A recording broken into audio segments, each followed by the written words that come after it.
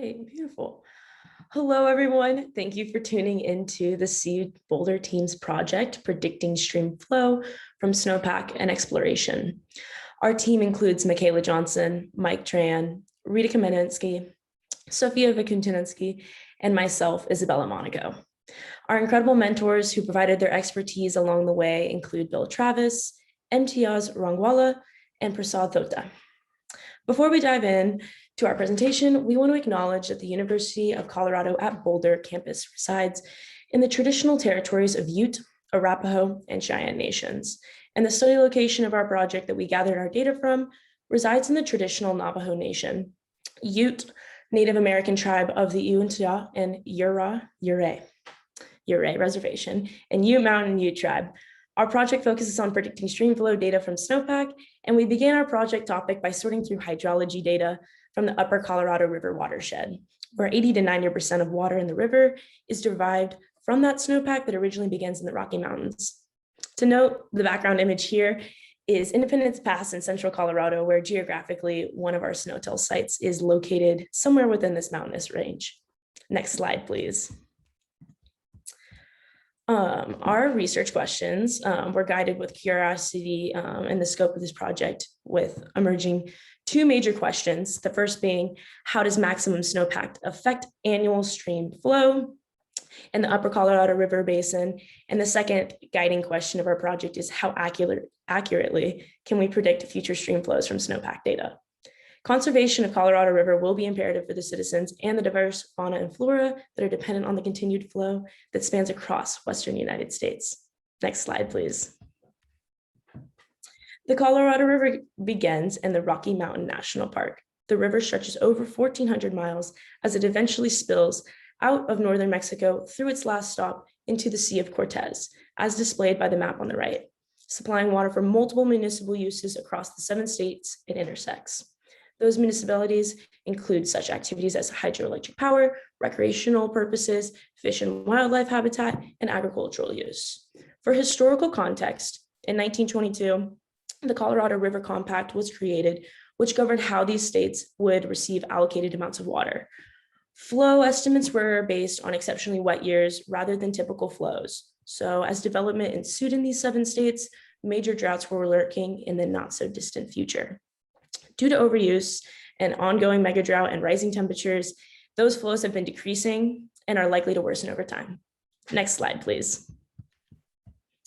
However, it's incredibly important to note that the original compact negotiators of 1922 refused to include Mexico and approximately 30 Native American tribes dependent on the Colorado River, all who are acknowledged in an up-to-date water treaty, but hold an extremely difficult role of balancing what remains. This image here is a screenshot from our app with just the traditional nation boundaries layered, and this gives an overview of where geographically our data sites sit within the context of Western United States. Next slide, please.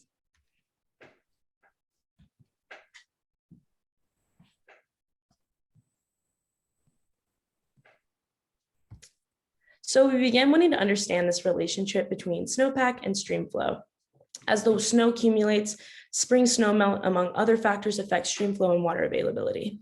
The changes in snowmelt have impacts downstream, and we were interested in grasping this dynamic relationship through measured hydrology data. Pictured here is a powerful image showing a USGS hydrologist in the field whose work helps provide data that we use to gather from snowtail sites. Next slide, please.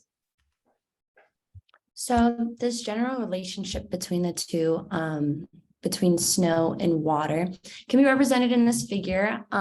Just in general, we get the typical winter where we get snow that accumulates in our mountains. And then in typical spring, we start seeing the melting of that snow. And then in the summer, we see the flows coming from that snow.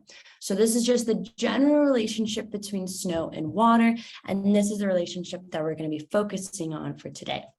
Next slide, please. And so in order to measure this relationship, we have two different ways of measuring the snow and the water.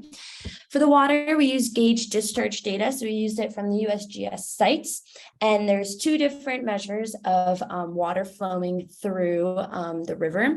The first is cubic feet per second. So the way to imagine cubic feet per second, if you can imagine a line crossing the river and a basketball full of water, cubic feet per second is pretty much how many basketballs of water are flowing past that one line per 1 second. And so that allows us to kind of imagine and be able to measure the amount of volume that's flowing through the river. An additional unit that was used for some of our studies was acre foot. So that's about 1 acre foot is enough water to cover an entire football field with 1 foot of water. These are completely interchangeable. They use the exact same measures for both of them.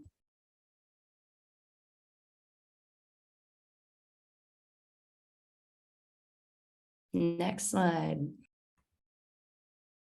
And then this is our discharge and water years. So this is kind of just a little a visualization of one of our measures of seeing, all right, for each water year, how much total discharge could we see? And we can see the varying amounts of discharge per water year. Next slide. So a very important aspect to our study would be snow telemetry. And this is the on-site collection and transmission of measurements and other related data. This can include the snow depth, the water content, the pressure, the temperature, and so on. So from this, we get the snow water equivalent, which is the measurement to the gauge of amount of liquid water contained within the snowpack. This is if you melted all the snowpack at once, how much liquid water content we would have. Now the SWE varies with the density of the newly fallen snow. So wet snow versus dry snow. 4 feet of dry snow could be 1 foot of liquid water versus 1 foot of wet snow could be 1 foot of liquid water equivalent. And we choose to focus on the maximum annual SWE because unlike precipitation, which is just a measure of any new snow and rain, SWE measures the snow that accumulates over time. So adding it up every day would be redundant measurements for at least our purpose. And then I have a map over here. And we created this map. It shows our Streamflow locations, which would be the Roaring Forks and the Windy Gap. And at the north, we have the Snowtell sites, Independence Pass, and so on and so forth for Roaring Forks. And then our northern sites, we have the Snowtell locations for the Windy Gap. And then when you click on each point, we have our data that correlates with each of those.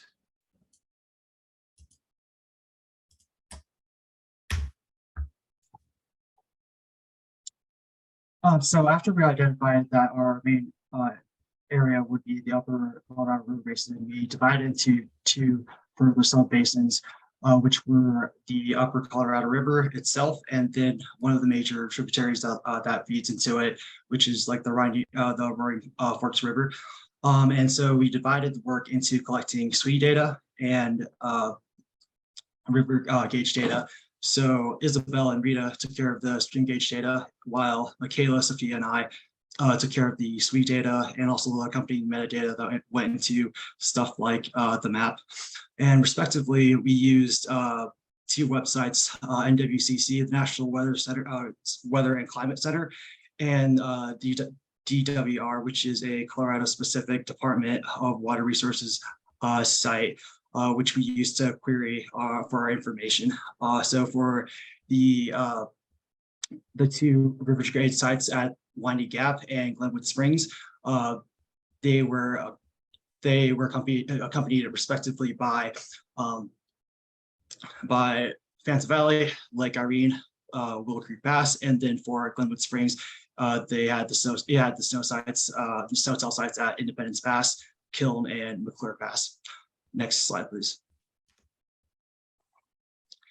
And so with this, so on the left is the result of one of our queries for the data from a Snowtell site. So this is the data from Willow Creek Pass. And as you can see, we went from like, so we focused from 1980, well, as far as back as we could go with like both the river gauge sites and the Snowtell sites. And so for here with Willow Creek Pass, we queried from 1980 onwards up to 2021, which we picked as our ending date, since it was the last year with complete information for that water year. And so for that, this actually required like a bit of like data cleaning. So we had to copy and paste it onto Notepad and then transform that into a CSV file, which then we could actually use to plot our information as displayed on the graph shown by Rita. And meanwhile, for the river gauge site, the GWR site was a bit more like user-friendly, since you could just query your target selected dates, and then you just download it as a CSV file, like straight as. Next slide, please. So this and the next slide are depict graphs of the departure from the mean of SWE levels. So we calculated the mean snow water equivalent levels throughout, like, from it ranges from site to site. Again, it depends on like what data is available, which depends on like, hey, this site was established and started recording data at this date versus this date. And we decided to go for sites that had that stretched back around roughly like 30 years for data. And so here you can, the blue represents years that are wetter than average, and then red symbolizes years that are drier than average. So up until around the year 2000, you can see that there's sort of like a cyclical pattern. And then around 2000, it gets a bit like where it tends to be like years tend to be on the drier end. So going from the last 22 years, stretching back to 2000, for independence past, there's only been 6 years out of 22 that have been wetter than average, while the rest have been drier than average. Next slide, please. And then this is for Phantom Valley, and it's a similar pattern where for this, dating back to like 2000, there have been 8 years out of 22 years that have been only 8 years out of 22 years that have been wetter than average, and it tends to be like it's been tending to be more towards a drier disposition for the mean yearly max SWE. Next slide. So to continue our analysis, we began looking at the regressions between each SNOTEL site and its corresponding CFS site. So this is just an example from Independence Pass and Roaring Fork. And we began by looking at the first about 30 years of our data sets. So from approximately 1980 to 2010. And what we get from this regression, is a line of best fit, which is pretty much exactly what it sounds like. And it's just an equation that best matches or represents our data. And another thing we get is this R squared value. And this R squared value doesn't necessarily show how well correlated our data is, but rather is a measure of variability. So you can think of this number as a percentage. So in this example, about 70% of the variability in our data is explained by this equation and by this line. Next slide, please. So you may be wondering why it's not 100%. And that could be due to a lot of different factors. If you look at this outlier highlighted in blue, that had a relatively high discharge for a relatively low SWE value, meaning that for a relatively small amount of snow, there was a lot of stream flow. And one factor that could possibly explain this is having more rain, which isn't represented in the snow water equivalents, and would cause an outlier such as this. Other factors that can affect data could be avalanches or wildfires that are frequently occurring in Colorado, and could possibly explain why even with a lot of snow, we get low discharge values like the one highlighted in pink. And then we used this regression for the 30 years to predict the next 10 years of data, which would be from 2010 to 2020 about. which we did so we can see how well our models were able to predict against real values. Next slide, please. So this is just an example of a bar graph that we would get. And it's the difference between the actual and the predicted values for a snowtell site. In this case, it's Independence Pass. What's interesting, at least for this site, is that we see that in the past 10 years, there's been a lot less water than predicted by our model. And this could be due to many things, one of which could be that our model is just not very accurate.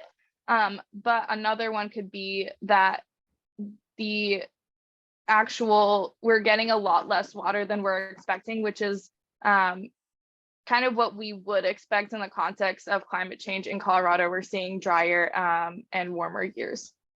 Next slide, please. However, this isn't the case for each snowtell site.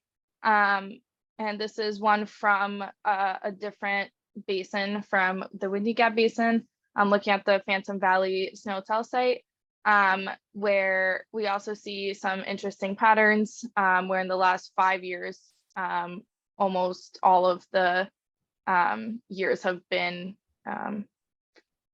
over predicted in terms of the stream flow. Next slide, please. And so, as explained previously, we used those equations we got from the 30 years to predict the next 10 years. And this is a regression between the predicted values and the real values. This is just an example again from the Independence Pass snowtell site. And what we see here, what we're looking at here again, is this R-squared value, which shows how well we basically were able to predict. And in our case, about 67% of the data was accurately predicted by our model. Next slide, please. And because we looked at 3 snowtell sites per each CFS site, this is just some tables to summarize the R-squared values for each of those sites. So the training just means the first 30 years from 1980 to 2010. The prediction is the last 10 years that we predicted. And so you can see different sites are better or worse for predicting the stream flow. But overall, I'd say we're predicting the majority of the data, over half of it, using our models. Next slide, please. We then moved on to multilinear regression. So instead of having CFS as a function of just one snowtell site, we're using CFS as a function of multiple snowtell sites. And so because there's 3 variables now, in theory, it would be plotted as a 3D graph, which is kind of outside the scope of our project. And instead we get a result like this, which looks a little intimidating and has just a bunch of numbers in it. However, what we're most interested in is, again, this R-squared value that's in the top right, and these coefficients that are in the bottom left. And what we do with those is plug them into this equation on the right, with one of the coefficients going in for one snowtell site, and the other coefficient going in for a different snowtell site, and then just the intercept coming in for B. Next slide, please. So here are the results running from these multilinear regression equations. And as you can see, so like on the left, it's just like the individual sites, a single linear regression, and then here are the multiple linear regressions on the right. And they are either like, they have either like a higher R-squared value or are just like, are roughly about the same. And so what we found from this, we found that like using linear regression with multiple sites generally produce like the same, if not like slightly better predictions as a whole. And so we theorize that maybe this could be possibly due to the fact that like some of the different snowtell sites have different like variables, like let's say elevation effects, like how much snow melts as a result of like temperature change and that sort of stuff. Yeah, explain that in the next slide, please.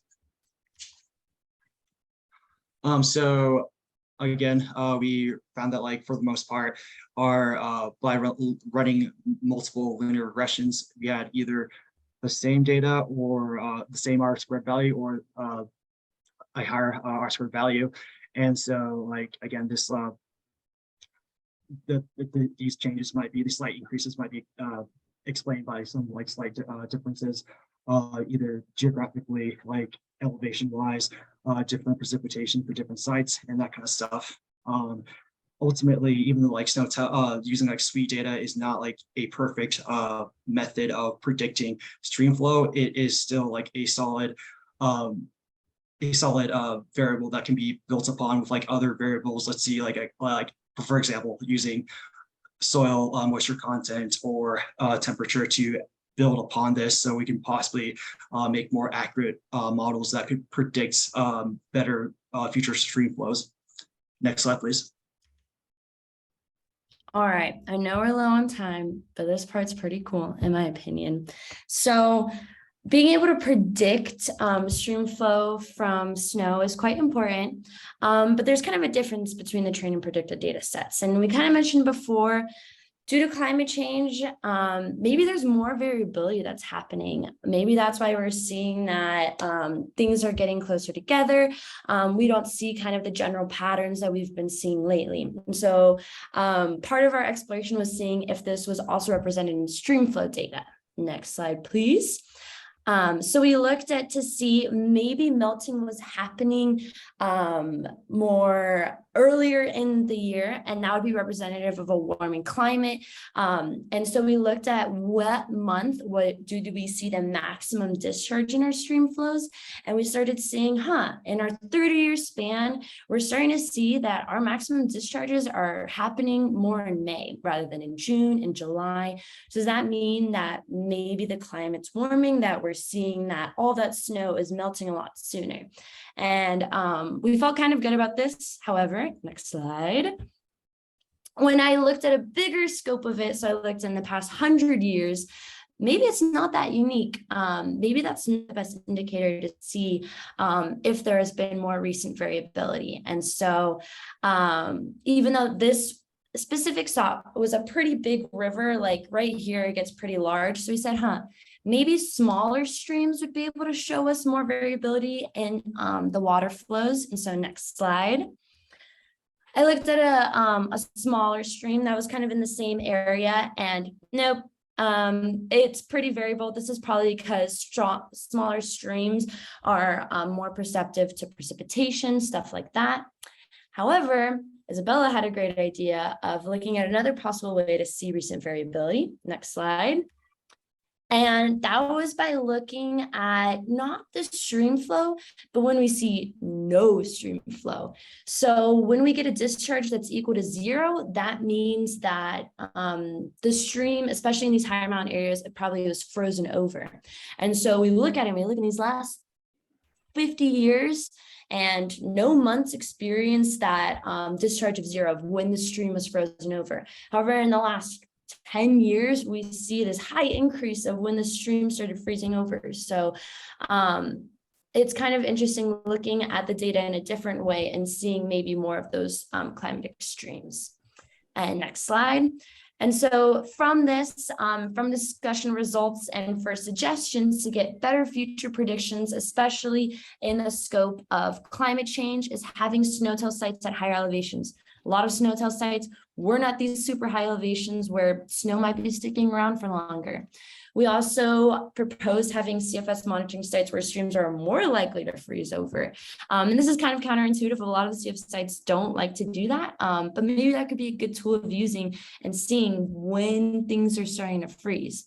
Also having CFS monitoring sites that are below surface ice, so we see not just on the surface what's happening below during those winter months. And finally, an amazing thing that would have been super helpful for a lot of these calculations is having precipitation measurements directly at the CFS monitoring sites. So we don't have kind of, well, it rained maybe in this area, maybe it rained in another area. If we could collect the precipitation at that exact site, then we could exactly know how much water is coming from precipitation and therefore have better predictions for the future. Next slide. So where do we go from here? The areas to continue study. So we need to figure out other areas that would contribute to the CFS. This would be meteorological events, just as mentioned, rain, flooding, drought, dry seasons versus wet seasons, and just in general, adding more data, whether it be CFS or SNOTEL data. And this would be an effort to try and reduce error to improve our accuracy of our predictions.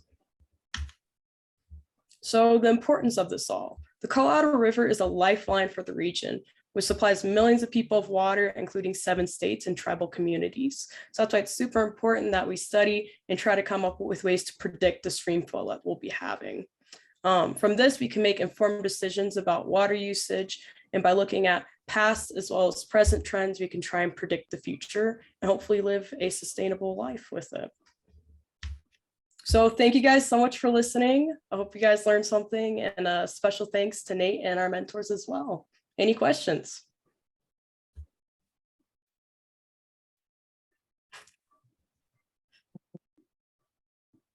Give CU some love in the chat, and if anybody has a question they'd like to ask, Sylvia, you look like you had your mic on. I did, but I think Bill was before me. Oh, okay. Bill, you've got your hand up. You want to ask a question, Bill, and then Sylvia's got one. Yeah, first off, I'm on the road. Can you hear me okay? Yep. Yes, we can. Hey, group, great job. It was great to see it all to come together. I really appreciated the attention that you paid to data issues, a little bit of data quality, but looking at variance, variability. Just yesterday, I was hiking in the snowy range of Wyoming, and I went over and found the Brooklyn Lake SNOTEL site. My wife walked up, we walked into the site, looked over the equipment, but when we were on our way there, we walked through the old snow survey approach, which is like from that earlier picture you showed. So you have to think that there's differences in how snow is measured with this new SNOTEL site and the old surveys. And I wonder, the surveys were meant to cover a bigger area, and I wonder what kind of differences the data would show in variance when those SNOTELs came in the 80s. But anyhow, that's a comment. Let me get to my question. Just give me a quick view of what kind of data issues you ran into getting on the Streamflow, using the Streamflow and getting the SNOTEL data. Were there missing years, or is this a pretty complete data set? I can vouch for the Streamflow data. I think the biggest obstacle to it was having Streamflow data at multiple sites that had the time span that we wanted. So some went back all the way to the 1900s, but some would have missing years. Others would change location. Others, like I said, if we were higher up, would read 0 for the winter years. So for that reason, it was definitely, we had to pick and choose a lot through a lot of data. Yeah, that makes sense. Speaking for like the SNOTEL sites, there were like more sites we wanted to include, but unfortunately, like their data didn't like stretch back like far enough to where like they provided like a suitable like that they fit within that suitable like 30-year range. And when you downloaded it into Python, did it come with missing data signals like 9999 or something? It might have. But we were looking at the maximum values for the year. So unless those values were the maximum, I think they weren't really reflected in our data. That's right. So your code went through and found the highest number. Yep. Yeah, great. Well, really great job. Thanks a lot. Thank you, Bill, for the question and for the leadership and mentorship, and also for Prasad and Imtiaz's hard work. I see you have Sylvia and then Elsa. Quick on the questions. Go ahead. So Sylvia. be quick on the questions. My question is probably the flip side of Jennifer's question, and that is, I think when I look at your watershed, and then I look at the points that you have, it seems like a relatively small number of points for the size of the watershed. So my question is, have you got a sense of if you had all the possibility of measuring both kinds of sites in the world, how many sites would you need for each of them? Do you need lots? Do you need few? Is it, is it sparse representation across a large map? Or do you feel that you've actually kind of got as good as you can get and you're going to go with it? Thanks, by the way, for a great talk. I can kind of try to answer this.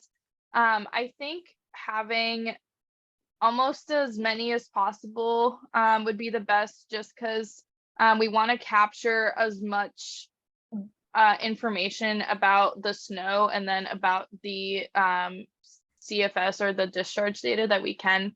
I kind of touched on it previously, but there's still a lot of variability in the data. There's a lot of things that isn't accounted for.